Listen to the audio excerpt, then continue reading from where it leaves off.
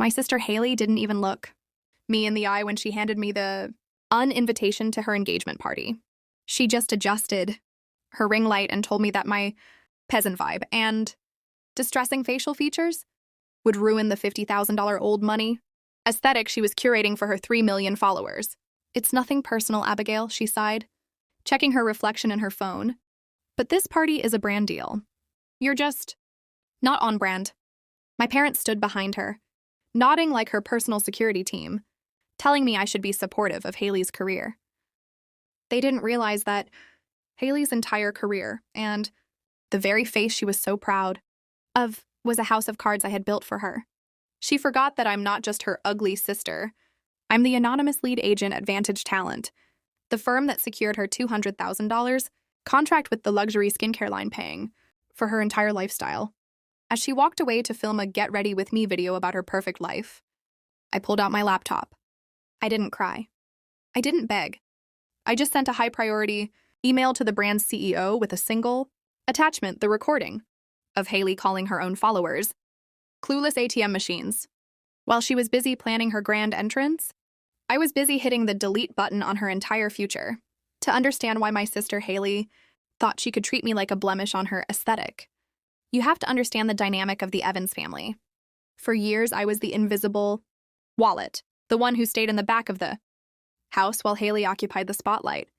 My parents called her the golden child, beaming at her engagement to a man who represented the old Boston vibe they craved. They saw Haley as a lifestyle influencer whose beauty and curated natural light were her greatest assets. What they never talked about, what they chose to ignore, was who actually funded the luxury handbags and skincare routines that fueled her brand. I spent 5 years building Vantage Talent, an agency that specialized in taking unpolished creators and turning them into million-dollar brands. I worked 3 a.m. shifts, facing the physical exhaustion that settles into your bones. I was the machine in the basement that kept the lights on for my family. When my father made bad investments, I was the one who transferred $5,000 a month to keep our home heated. When Haley needed a new camera because her old one wasn't crisp enough for her vlogs, I was the one who wrote the check. I told myself I was supporting her dreams, but in reality, I was just feeding a monster that viewed me as a utility rather than a sister. Haley suffered from what I call the mirror paradox. She didn't see people as human beings. She saw them as mirrors that were supposed to reflect her own beauty and success. If someone didn't enhance her image, if they looked dirty or peasant-like, because of the labor they performed, she saw them as a crack in her reflection. I was that crack. Because I didn't spend my days unboxing luxury goods and instead spent them managing contracts, negotiating with CEOs, and dealing with the sweat and flour of the corporate world. She looked at me with disdain. The betrayal started 6 months ago when Haley secured her dream engagement to Jonathan, a man from a wealthy, established family. To Haley, this wasn't just a marriage. It was the ultimate brand collaboration. She became obsessed with an aesthetic that excluded anything unprofessional or unpolished. My parents, ever the enablers, sided with her. They loved the status of the pastries I provided and the money I brought in, but they were ashamed to let the gilded crumb guests see the generator that kept the lights on. They loved the product, but they despised the producer. The $200,000 sponsorship Haley bragged about was for a total face campaign with Lumiere skin. She thought she had won it on her own merit, through her vibrancy and social credit. She didn't know that I had spent 3 months in high-level meetings, leveraging my entire agency's reputation to convince the Lumiere CEO that Haley was worth the risk. I even used a forwarded email address, one she never checked, to manage the communications, so she wouldn't see my name on the contracts. I wanted her to have her moment. I wanted to see her shine, even if I was the one standing in the dark to make it happen. But as the engagement party approached, Haley's entitlement turned into predatory cruelty. She began to treat me like a slow waiter who had brought the wrong wine. She started a whisper campaign among her influencer friends, claiming I was mentally unfit or erratic, just to justify why her own sister wouldn't be in the photos. She wanted me to fix her problems, to provide the midnight cronuts and the 3-tier cakes, but she didn't want me at the table. She viewed my labor as a command, not a request. The final straw was that afternoon when she told me I was too ugly for her brand. She didn't realize that in my world, physics and contracts don't care about your vibe. She thought she was the hunter, using her social media clout to strip me of my dignity. She didn't realize that I had used my craft as a window to see the truth of her character. I wasn't just a baker of cakes or a manager of talent. I was the person who held the key to her sanctuary. And as I watched her walk away, smoothing her cashmere and checking her reflection, I realized the service paradox had a second half. When the producer stops producing, the golden child finally has to see the dark. The tension in the Evans household didn't simmer. It boiled over with the frantic, entitled rattle of people who think the world owes them a standing ovation. Following the uninvitation, Haley went into a full-scale production mode for her engagement party. She didn't look sorry. She looked panicked, but it was the kind of panic that comes from a broken camera, not a broken heart. She bypassed the reality of our relationship and walked straight into a Victorian melodrama, clutching her pearls because the caterer I had secretly subsidized for years suddenly demanded a full deposit up front, without the invisible wallet of my agency's corporate account to smooth over the cracks. The aesthetic was beginning to crumble. My mother called me at the bakery, sweat dripping down my back as I stood in front of a 400-degree oven. She didn't ask how I was. She didn't apologize for telling me I smelled like a peasant, or that my hands were too stained for old money Boston. Instead, she told me we had a crisis. "Abigail, Haley needs you to fix this," she commanded, her voice tight with the expectation of service. They wanted 5 dozen of my gold leaf midnight cronuts and a 3-tier vanilla bean cake, and they wanted it delivered by 4:00 p.m. for free. I looked at the clock. They were demanding a 3-day artisan process be completed in 6 hours. They weren't asking a professional. They were commanding a servant. "I can't do it," I said, my voice as flat as the stainless steel prep table. The silence on the other end was sudden and absolute. My mother started screeching about how I was being selfish and petty because my feelings were hurt. She accused me of sabotaging Haley's happiness. But I wasn't being petty. I was being a baker. Physics doesn't care about a social media brand deal, and dough doesn't rise faster just because an influencer is throwing a tantrum. While they were screaming at me, Haley was at the venue, throwing her own spectacle. She was busy using people as mirrors, only caring about what they reflected back to her. She didn't see the staff at the venue as people. She saw them as props for her immaculate vibes. But the mirrors were starting to break. The $200,000 sponsorship from Lumiere, Skin, the one that paid for the venue, the dress and the very face she said was too beautiful to be seen, near mine was officially in review status. Because I had pulled the internal support from my agency, the brand's automated system had flagged her account for a values audit. Haley didn't know this yet. She was too busy performing cruelty for social credit, laughing with Jenna and Priya about how I was a boring, predictable little man in a woman's body. She was still operating under the mirror paradox, convinced that her vibrancy made her untouchable. She didn't realize that the safe and stable sister she mocked was the one who had been managing the chaotic whims of her performance art for years. Then came the high-priority notification. The Lumiere CEO had received my email containing the clips of Haley, mocking her followers, the clueless ATM machines, who bought her recommended products. In the corporate world, this wasn't just a mistake. It was a terminal conflict of interest. As Haley was adjusting her lighting for a pre-party vlog, her phone didn't buzz with a like, it buzzed with a termination notice. The $200,000 contract was voided. The deposit was being clawed back. The sparkle was being extinguished in real time. My father stormed into the bakery then, his face an ugly mottled red. He slammed his hand on my counter, making a bowl of ganache jump. He didn't know about the sponsorship yet. He only knew that the generator in the basement had stopped humming. "You will figure this out, Abigail," he shouted.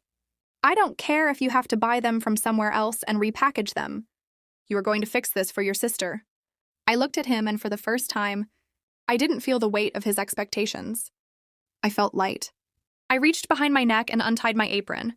I laid it on the counter, folding it corner to corner, edge to edge, the discipline of the kitchen. I reached into my pocket and pulled out the spare key to the back door, the one he used to invade my sanctuary whenever he needed my invisible wallet.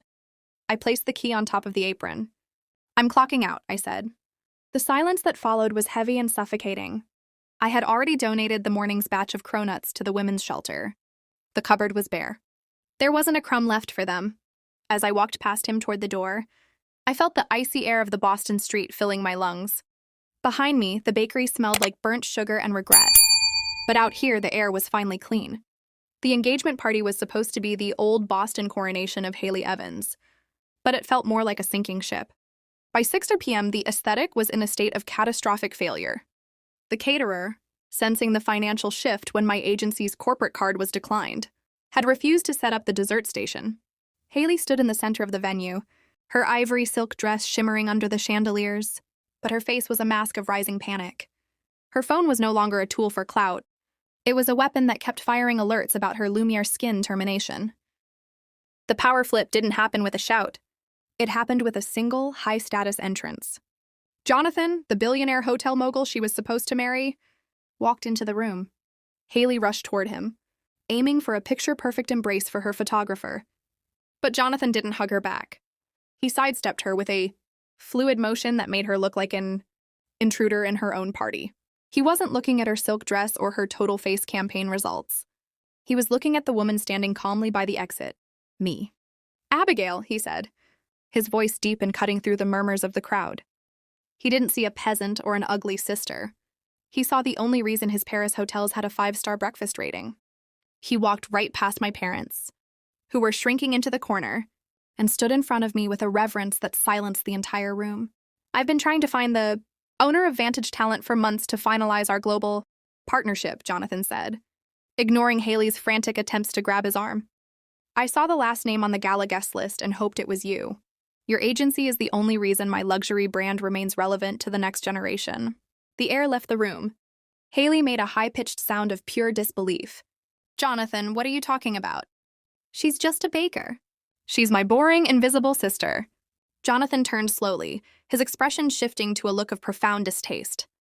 "She is the invisible hand that has been paying for your sparkle for 5 years. Haley, I only agreed to meet your family because I admired her business acumen. But seeing how you treat the architect of your own life, I realize I'm marrying a hollow reflection." Haley's face crumpled as the mirror paradox finally turned against her. The vibrancy she used to mock me was gone, replaced by a raw sound of frustration. She lunged toward me, her face twisting into something ugly. "You sabotaged me. You deleted my contract.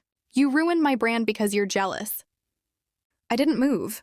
I used the power of the non-reaction, letting the room ring with her insults until the silence amplified her chaos. I didn't defend myself. I let her become a mirror of her own cruelty.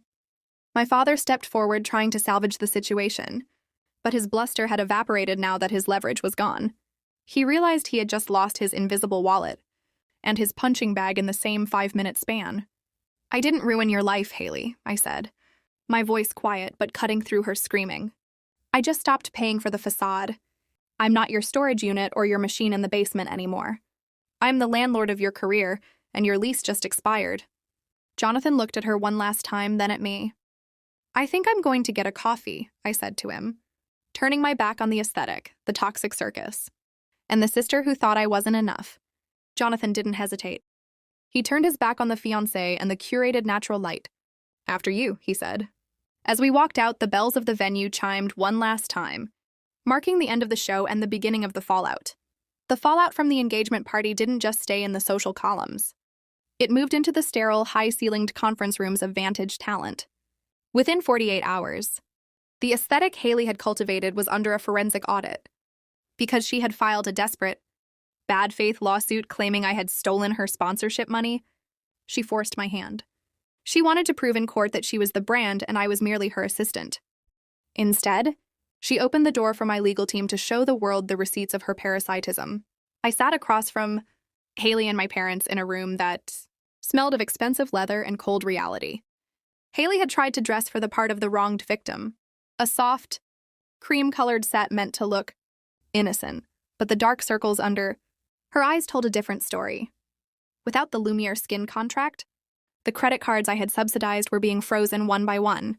She looked small, stripped of the ring lights and filters that usually acted as her armor. "Mr. Evans, my lead counsel, Dr. Vance," said as she slid a thick binder across the table toward my father. In your daughter's filing, she claims Abigail acted as a rogue agent. However, these records show that for 5 years, Abigail has been the sole source of liquidity for the Evans estate. We have the logs of every $5,000 transfer made to keep your brownstone heated while you made bad investments. We also have the itemized list of every luxury gift Haley unboxed on her channel that was actually billed to Abigail's corporate account. My father tried to summon his old bluster, but he looked like a man who had finally realized the floor was missing. "She's our daughter. It was family money," he stammered. "No," I said, my voice cutting through his lies like a serrated knife. "It was my labor. You loved the status of the gilded crumb, but called me a peasant because I had flour on my eyelashes. You loved the luxury Haley projected, but you despised the producer who paid for it." Dr. Vance then pulled out the kill shot, the morality clause in the Lumiere skin contract, because Haley publicly disparaged her own sister, the very agent who secured the deal and mocked the brand's customer base as ATMs. The brand is not only voiding the $200,000 sponsorship, but is also seeking a full clawback of the $50,000 signing bonus. Since that money was already spent on a party Abigail was uninvited from, the liability falls entirely on Haley. Haley let out a raw sound of frustration, her face turning an ugly mottled red. "You sabotaged me. You knew they would see those clips? You're just a jealous, bitter baker who wanted to see me fail." "I didn't sabotage you, Haley," I replied, leaning forward so she could see the lack of anger in my eyes. "I just stopped being your mirror. I stopped intercepting the consequences of your own character. You told me I wasn't on brand for your life. I simply agreed. As of this morning, Vantage Talent has officially terminated its representation of Haley Evans. You are now a freelance influencer with a $50,000 debt and 0 credit." My mother began to weep, but it wasn't for me. It was for the lifestyle that was evaporating. The venue was suing for cancellation fees, and the old Boston connections were vanishing as Jonathan's hotel group officially blacklisted the family. The service paradox was complete. They had treated the provider like a servant until the servant walked away, and now they were left to realize that without the machine in the basement, the house of cards couldn't stand. I stood up, left my key to the family vault on the table, and walked out. The legal war was over, but for Haley, the silence of a dying brand was just beginning. The fallout was spectacular, but quiet. There were no more screaming matches, just the devastating weight of consequences finally arriving. Jonathan broke off the engagement that same night, citing a fundamental incompatibility of values, corporate speak for realizing Haley and her family were monsters. Without my invisible wallet to keep the lights on, the heat in my parents' brownstone was turned off by February. They were forced to downsize to a small condo miles away from the old Boston image they coveted, left with debts they couldn't pay. Haley tried to spin the story on social media, posting tearful videos about how her jealous sister ruined her life. But without the $200,000 sponsorship and my agency's professional polish, her content dried up. Her followers realized the lifestyle was a facade and moved on to the next shiny thing. She was left as a spoiled, terrified child underneath a crumbling brand. 1 year later, I stood in front of a massive glass storefront in Tokyo. The sign above the door read, "The Gilded Crumb" in elegant gold lettering. It was the flagship location Jonathan and I had opened together after he realized that my talent, not Haley's reflection, was the true asset. Jonathan stood next to me, not as a romantic partner, but as a peer who respected my craft. I looked around at my staff, whom I paid double the industry standard, and the regulars who had flown in just for the opening. This was the family I had built, one based on respect, not utility. I picked up a fresh croissant, warm and flaky. It tasted like freedom.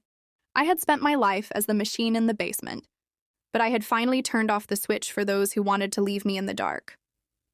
If you are the one keeping the lights on for people who don't value you, remember, they will never hand you the switch. You have to turn it off yourself. It might be dark for a moment, but that is the only way you will finally see the stars.